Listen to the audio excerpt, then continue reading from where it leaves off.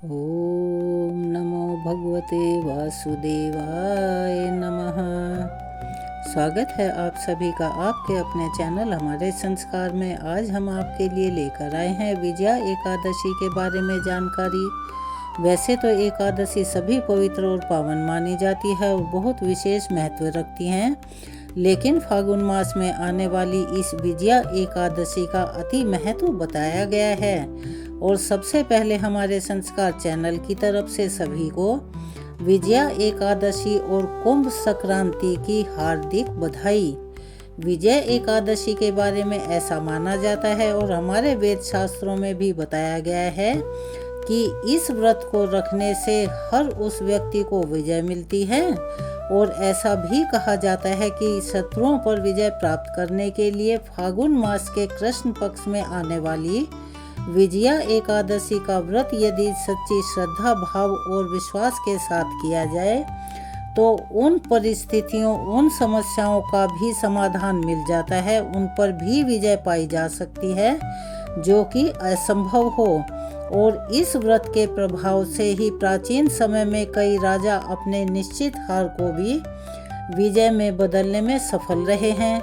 शास्त्रों में ऐसा वर्णित है कि एकादशी का दिन जहां भगवान विष्णु को समर्पित होता है, वहीं कुंभ संक्रांति का दिन सूर्य नारायण भगवान को समर्पित होता है। और कुंभ संक्रांति के दिन सूर्य नारायण मकर राशि से निकलकर कुंभ राशि में गोचर करते हैं। इसीलिए इस दिन कुछ विशेष अनुष्ठान यानी उपाय आदि करने का पुण्य पूरे जीवन भर प्राप्त होता है। आज के दिन पवित्र नदियों के जल में स्नान करने के बाद यथासंभव दान पुण्य करना चाहिए, दक्षिणा देनी चाहिए और अपने पितरों के निमित्त जल में काले तिल मिलाकर तर्पण करना चाहिए। इस दिन सूर्य नारायण भगवान और श्री विष्णु भगवान की कृपा प्राप्त करने के लिए तिल, गुड़ और मौसमी वस्त्रों का, यानी गर्मी है तो गर्मी के और सर्दी है तो सर्दी के और मौसमी फलों का दान करना अति उत्तम माना गया है। और इसी के साथ साथ जो सुहागन महिलाएं हैं उन्हें भी अपनी सुहाग की सामग्री और धन दक्षिणा आदि का दान देना चाहिए। तो चलिए हम आपको जानकारी देते हैं कि साल 2026 में विजया एकादशी कब पड़ रही है, व्रत किस दिन रखा जाएगा, व्रत का पारण कब किया जाएगा और उसका मुहूर्त क्या है। और कुंभ संक्रांति के दिन क्योंकि पुण्य काल और महापुण्य काल का विशेष महत्व होता है, तो यह शुभ मुहूर्त, शुभ समय कब से कब तक रहेंगे। इस बार एकादशी तिथि 12 फरवरी दिन गुरुवार को दोपहर 12:23 से प्रारंभ होगी और इसका समापन 13 फरवरी दिन शुक्रवार को दोपहर के समय 2:26 पर हो जाएगा। ऐसे में इस बार 13 फरवरी शुक्रवार के दिन ही विजया एकादशी का व्रत रखना अति शुभ माना गया है। और इस दिन कुंभ संक्रांति भी मनाई जाएगी। एकादशी के दिन यानी 13 फरवरी और शुक्रवार के दिन ब्रह्म मुहूर्त का समय रहेगा, सुबह 5:27 से 6:15 तक। और सूर्य उदय होंगे सुबह 7:04 पर, सूर्यास्त शाम को 6:17 पर होगा। प्रातः काल का पूजा का सबसे शुभ मुहूर्त जो है वो सुबह 5:44 से 7:01 तक रहने वाला है। और शाम की पूजा का शुभ मुहूर्त शाम को 6:07 से 7:27 तक रहेगा।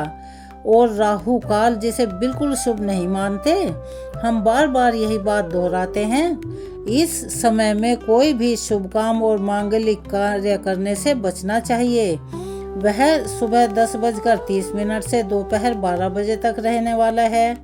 द्वादशी तिथि से 13 फरवरी को दिन शुक्रवार दोपहर 2:27 से प्रारंभ होगी और इसी के साथ हरिवासर का समय भी शुरू हो जाएगा।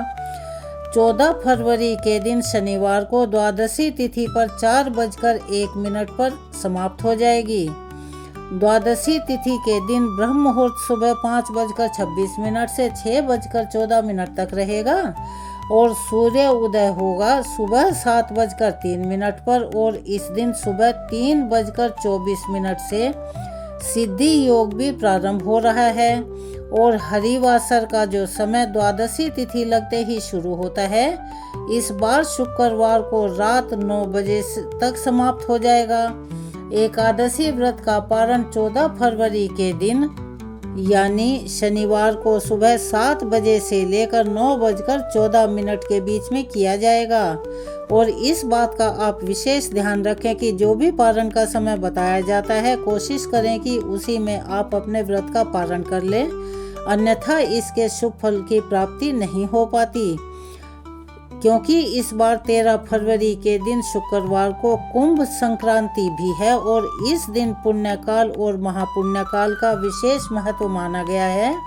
और कुंभ संक्रांति के दिन पुण्यकाल सुबह 7:01 से दोपहर 12:35 तक रहने वाला है, यानी कुल अवधि लगभग 5 घंटे 34 मिनट की रहेगी। और महापुण्यकाल का समय सुबह 7:01 से 8:53 तक रहेगा। कुल अवधि लगभग 1 घंटा 51 मिनट रहेगी। इस दिन भूलकर भी तामसिक चीजों का सेवन या उनको ना छुएं और नाखून, बाल इत्यादि ना काटें, ना परिवार में किसी को काटने दें। अगर किसी की विवशता है तो उनके ऊपर यह बंधन लागू नहीं होता। और अपनी क्षमता के अनुसार किसी भी योग्य व्यक्ति को यानी जरूरतमंद व्यक्ति को दान दक्षिणा आदि जरूर दें। और यह थी आज एकादशी के बारे में जानकारी। आप सबको कैसी लगी? कृपया अपनी राय कमेंट्स बॉक्स में अवश्य ही लिखें और इस वीडियो को ज़्यादा से ज़्यादा शेयर करें ताकि यह जानकारी और लोगों को भी मिल सके, उन्हें भी इसका लाभ प्राप्त हो सके। जो चैनल पर नए हैं वो चैनल को सब्सक्राइब करें, वीडियो को लाइक करें, ज़्यादा से ज़्यादा शेयर करें, बेल आइकन को भी अवश्य ही दबाएं। कमेंट्स बॉक्स में राधे राधे, जय श्री कृष्ण, ओम नमो भगवते वासुदेवाय नमः, हर हर महादेव लिखना ना भूलें। अपना सहयोग और प्यार हमें ऐसे ही प्रदान करते रहें। मिलते हैं अगली वीडियो में एक और नई जानकारी के साथ। तब तक के लिए जय श्री कृष्ण, हर हर महादेव।